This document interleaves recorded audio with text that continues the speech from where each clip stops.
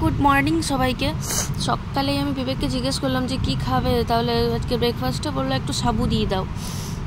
আর ঘরে দেখলাম আপেল ছিল আর কলা ছিল আর একটুখানি সন্দেশ ছিল, তো সেই দিয়েই আমি সাবুটা মাখবো। আর সাবুর মধ্যে একটু ফল বেশি হলে ভালো লাগে খেতে, কিন্তু আমার কাছে ছিল না, ওই ছিল, ওটা দিয়ে আমি চটকে ভালো করে মাখলাম। সাবুটা খুব ভালো খাবার, এই গরমকালের জন্য তো খুবই ভালো খাবার। ব্রেকফাস্ট তো আমাদের মানে সাবুই বেশিরভাগ দিন খাওয়া হয়। তারপরে এই সাবু মেখে আর ও তুলে রাখলাম, কারণ বাথরুমে ছিল, বললো বাথরুম থেকে বেরিয়ে খাবো, তুমি মেখে রাখো। তো মেখে ঢাকা দিয়ে রেখে দিয়েছিলাম।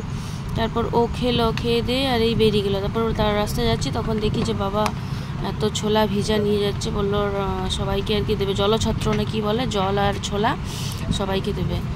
আর ও বেরিয়ে গেলো, সকাল সকাল ও নিজের কাজে বেরিয়ে গেলো। আমি গেট খুলে দিলাম, ওই বেরিয়ে গেলো, নাহলে জ্যাকি বড্ড জ্বালায় আর কি বেরোবার জন্য। এই যে বাবু এইখানেই দাঁড়িয়েছিল।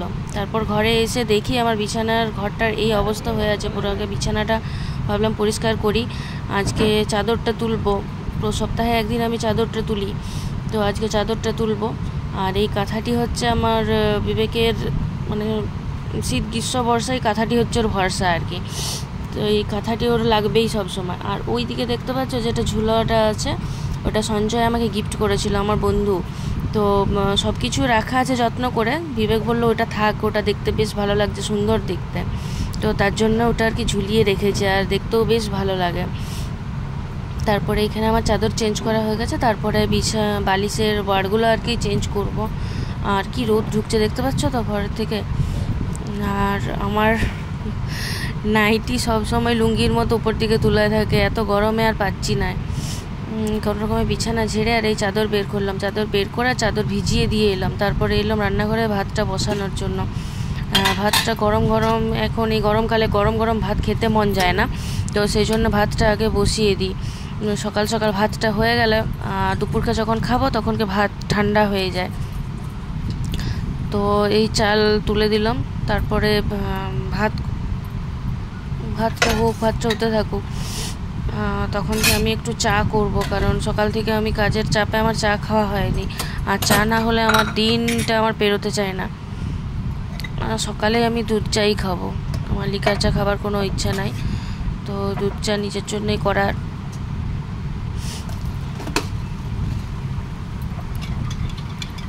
আর আমার দুধের চা ভালো লাগে খেতে, আমার তো বেশ ভালো লাগে।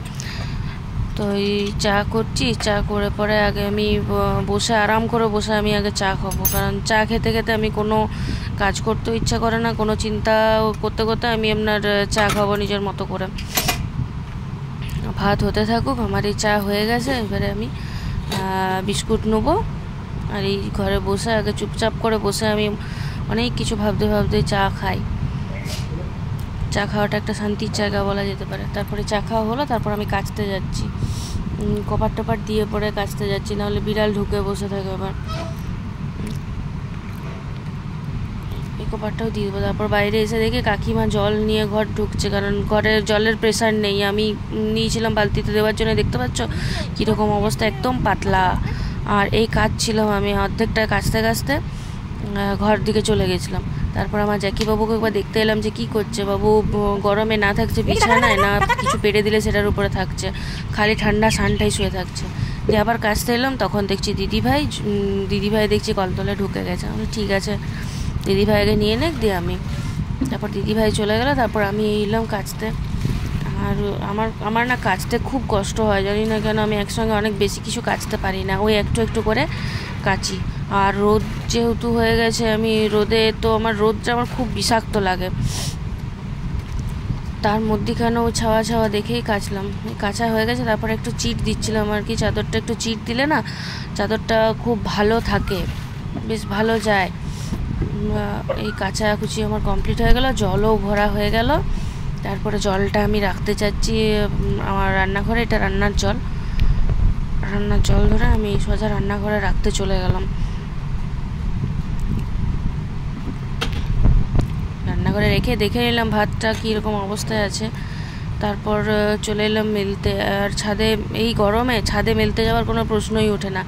এই নিচেই যেটুকু যা আছে সব নিচে মেলেই সবাই পরিষ্কার করে নিই। রুমালগুলো বিবেকে শুকিয়ে গেছে। আর এখানেই আমি চাদরটা মেলবো তার ব্যবস্থা করছি আর কি, সবার জিনিসগুলো এদিক ওদিক সরিয়ে চাদরটা এখানেই মেলে দেবো, এখানেই শুকিয়ে যাবে, ফালতু ছাদে যেয়ে কোনো লাভ নাই। তো চাদরটার জন্য মেলে দিচ্ছি। আর যেহেতু চিট দেওয়া আছে চাদরটা একটু বেশ মানে দেখে শুনে মেলতে হয়, নাহলে শুকিয়ে গেলে না চিটটা ওভাবেই ধরে যায়। ওই জন্য আমি ভালো করে দেখে নিচ্ছি ধারগুলো বড্ড গুড়িয়ে যায়, গুড়িয়ে গেলে মানে যখন শুকিয়ে যায় তখন টান পড়ে। আর এইদিকে বালিশের ওয়ারগুলো দিয়ে দিচ্ছি। রোদের এত তাপ মানে সকালে কাচলে 1 ঘন্টার মধ্যেই সব শুকিয়ে যাচ্ছে, রোদের এত তাপ। আমি মেলা টেলা হয়ে গেল, সোজা চলে এলাম আমি রান্নাঘরে আমার রান্না করার জন্য।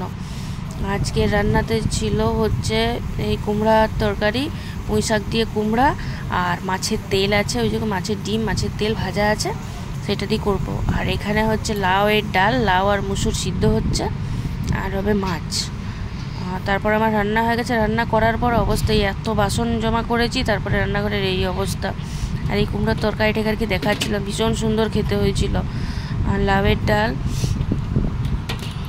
এইদিকে মাছ, আর তার নিচে আছে আমের ঝোলটা, ওটা দেখালাম না। তারপরে এই অবস্থা। এবার আমাকে এগুলো সব পরিষ্কার করতে হবে, সেই বিরক্ত লাগছে গরমে, আর পরিষ্কার করতে মানে ভালো লাগছে না। তা কোনো রকমে এগুলো সব ধুয়ে আর কি উবড়িয়ে রাখলাম, ওই সেলফেই উবড়িয়ে রাখলাম, পরে আমি সরিয়ে নেবো। তারপর এলাম, এই ফ্যান চলছে, তারপর তার নিচে একটুখানি বসতে এলাম, আর পাচ্ছিলাম না।